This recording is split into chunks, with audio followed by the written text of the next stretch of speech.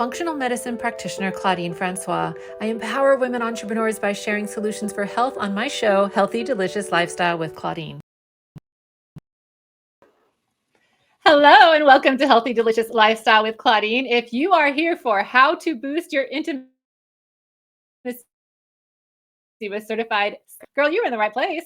I am super excited for today's show. And before I get to that, many of you know I'm a functional medicine practitioner, and I specialize in helping driven women uncover the root causes of their chronic health issues. So by scheduling a complimentary consultation, we can begin exploring your unique health challenges and develop a personalized plan to address those root causes, allowing you to achieve your very best in every area of your life. So be sure to visit the link below to book your session. All right, let's get to today's show. Today's guest is certified sex therapist Heather Shannon. And please stay on until the end because today's guest has a very special gift for our community. Heather Shannon is a certified sex therapist and host of the chart-topping Ask a Sex Therapist podcast. If you haven't listened to it, stop what you're doing and go do it. It's amazing. With over 12 years in private practice, Heather helps people in committed relationships who have lost their sexy spark to feel close and passionate again. Who doesn't want that, ladies?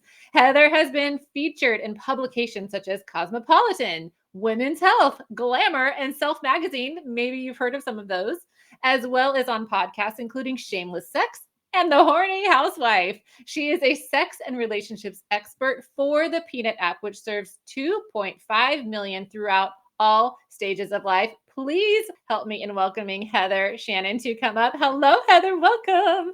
Hey, Claudine. Thank you so much for having me. I'm excited to be here and get into some fun topics with your audience. Yay. I don't know if you can tell I'm a little bit excited.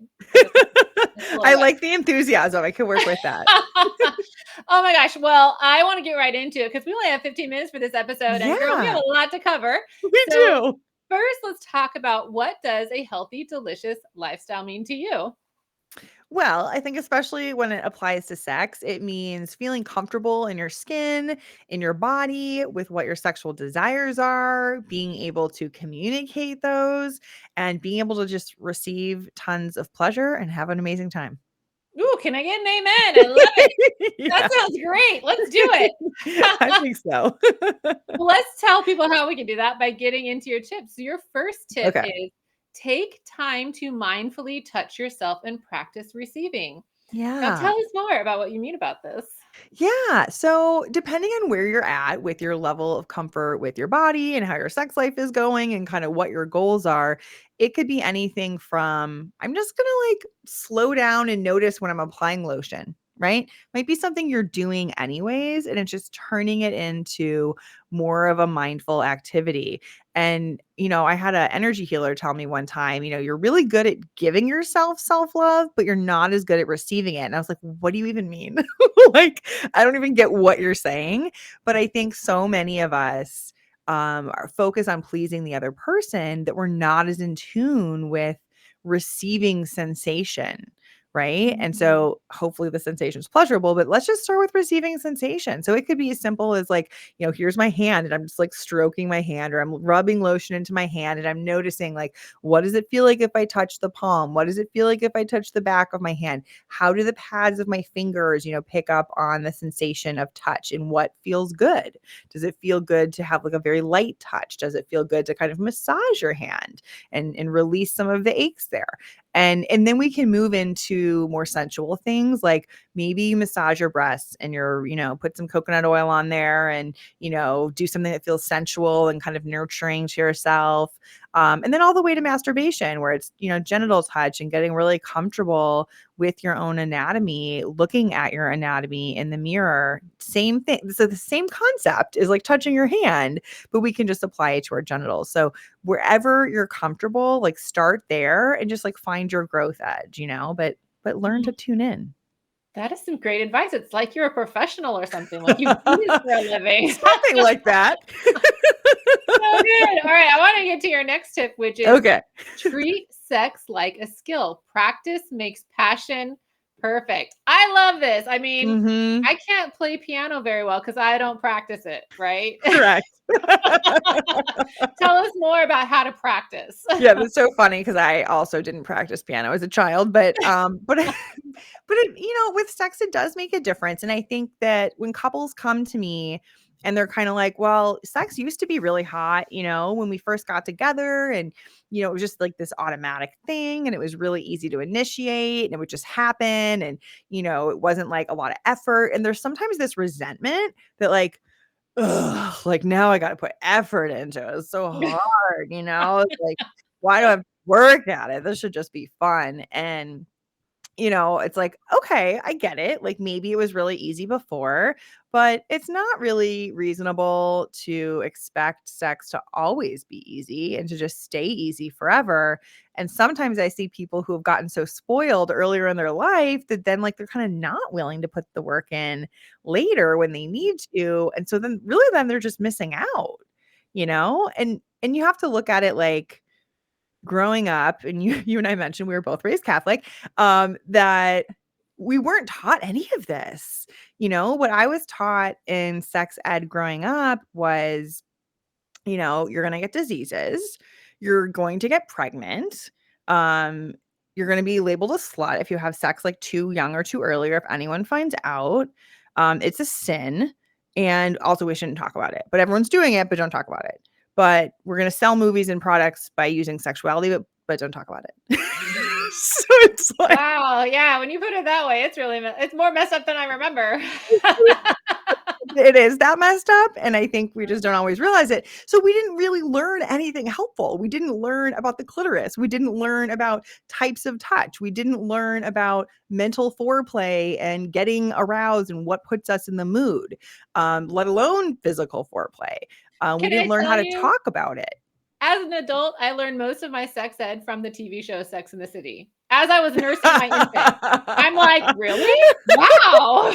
I'm already married. I'm like, what?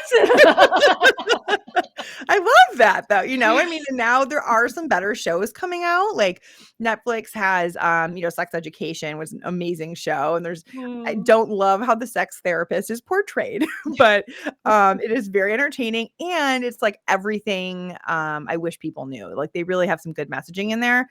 There's also Sex, Love, and Goop on Netflix. So there's some good resources. So it's like step one of treating it like a skill is find some educational resources, So like this Mhm. podcast is a great start. My podcast, Ask a Sex Therapist, is a great start. We have some books we're going to recommend to people. But practice, like practice sensuality, learn, am I somebody who, needs variety through different positions or different locations that we're having sex?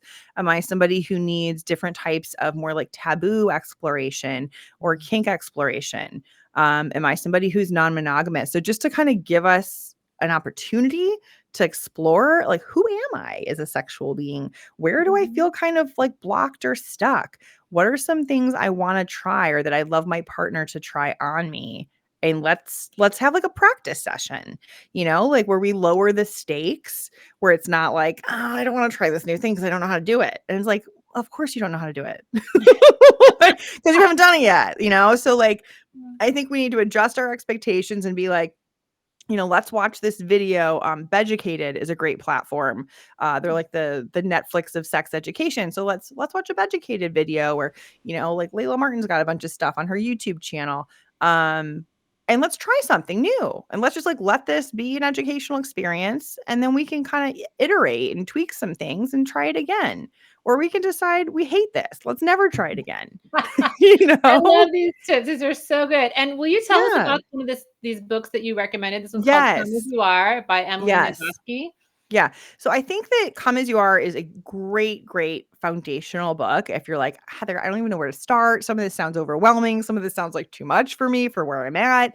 This is a really good foundation. It gets into anatomy, and it also kind of like demystifies this idea that like our parts are all so different. And it's kind of like babies all start with the same parts, and then they just kind of evolve in different ways. So like what we think of is the clitoris is really just the head of the clitoris, and it's I forget what the word is, like it's analogous basically to the head of the penis, right? And the tissue of the vulva is analogous to the tissue of the testes. It's like very similar type of skin. And so just realizing like, oh, like maybe it doesn't all have to be so like mystical and like, some intriguing thing that I don't really get or know about. So the book does a great job at that. It also gets into some common struggles that people have. So there's a great example in there of a couple. I think it's a male female couple, and the male has a lower sex drive and the female has a higher sex drive.